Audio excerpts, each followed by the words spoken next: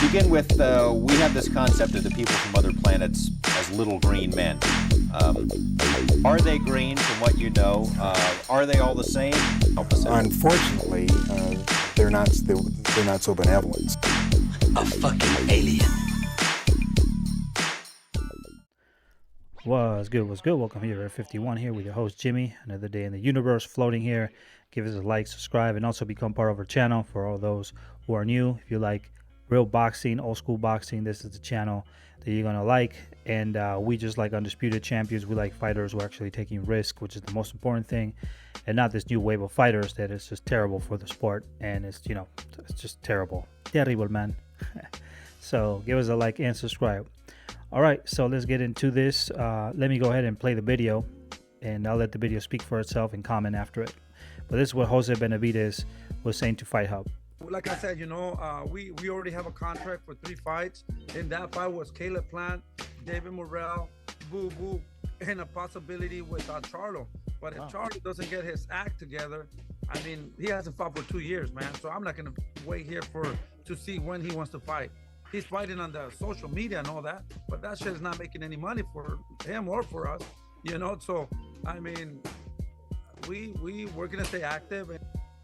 All right, so you heard it from nothing else than Jose Benavidez. Apparently, they had a 3-fight deal with PBC, which is really good from the side of PBC. PBC right now is undoubtedly making the best fights. That last fight that they had with David Benavidez in the undercards were the best I've seen for a long time. So Top Rank is not doing too well.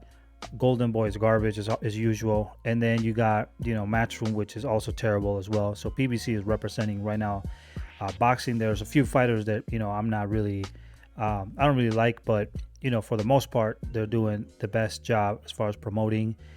And you heard from Jose. They have a 3-fight deal. One was with Caleb Plant, the other one was with Benavidez Andrade, and the other one was with Charlo. Now, here's the interesting part about that, because Benavidez Andrade had said that he no longer will be pursuing the Canelo fight. He thinks he's never going to get it. It's a waste of time.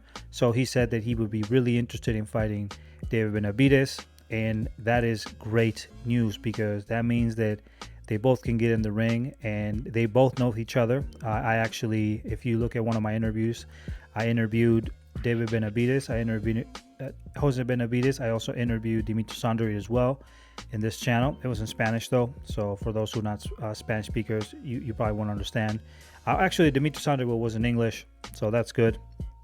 But for the most part, I gave the contact of Benavidez Andrade to the father, Jose Benavidez, and he called Paul, which is the dad of Benavidez Andrade, and they maintained contact. And apparently, for what I've been hearing, this is a reality, and this fight could be made this year. So I'm very excited about this. Benavidez Andrade versus David Benavidez will be a great fight to me. Benavidez Andrade is a much more skillful fighter than Caleb Plant. Caleb Plant was really just given praise because he beat Uzcategui back in the day, which wasn't a bad draw, but nothing out of the ordinary. And fighting Darrell in his way out and knocking him out, a lot of people praised him for that. He lost against Canelo Alvarez, so I don't know why. It's like Pitbull Cruz. He lost against Gervonta Davis, but he wants to get all this glory, like he losing against Gervonta Davis. That's going to make him, a super fighter who deserves everything. So not a good thing. But the good news is that this will be a really good fight, and obviously Benavidez Andrade does have the skill set to do a better job than Caleb Plant. Now, I still would believe that David Benavidez will be favorite in this because he's natural at 168. Benavidez Andrade is a tall fighter too. I think they're about the same dimension, both of them. I think they're 6 foot, both of them. But, that will be a good fight.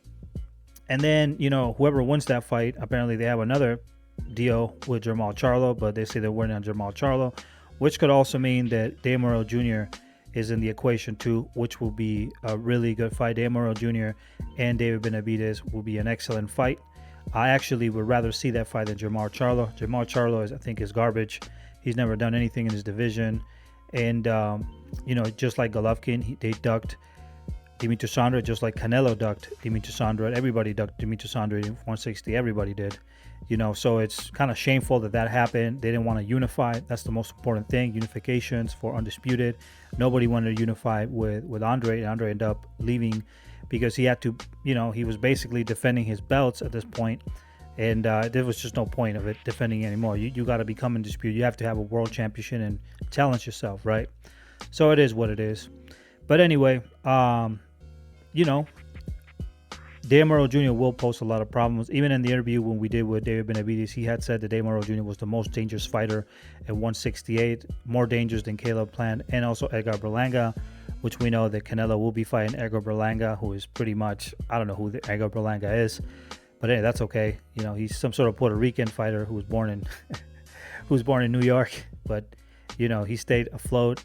Edgar Berlanga said he wasn't ready for Dave Benavidez and anybody else, so they're trying to make that a super fight, which is fucking stupid. But anyway, that's okay. That's on you and his fans. That's on the fans of Canelo Alvarez. So anyway, we know them already. So this is very good, and I think Jermall Charlo is probably not ready for David Benavidez because right now at this point in time he's supposed to be fighting Demetrius Andrade. I don't know if that fight's going to be made. That's what Charlo said. Demetrius Andrade hasn't said anything, but we do know that Demetrius Andrade at one point a few years ago sent him a $7 million contract, and there was no response from PBC from that contract. So not much to say on that regard.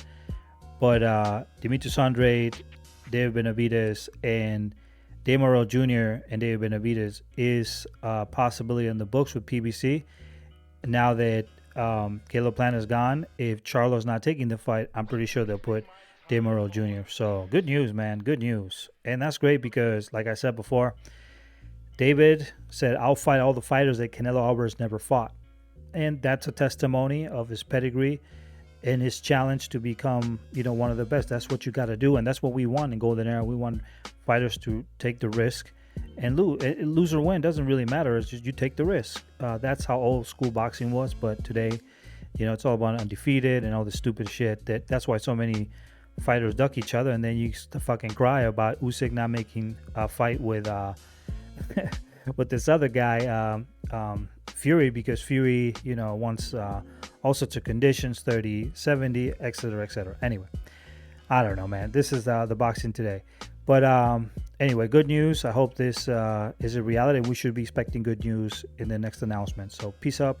Give us a like, subscribe, and become part of the community in Golden Era.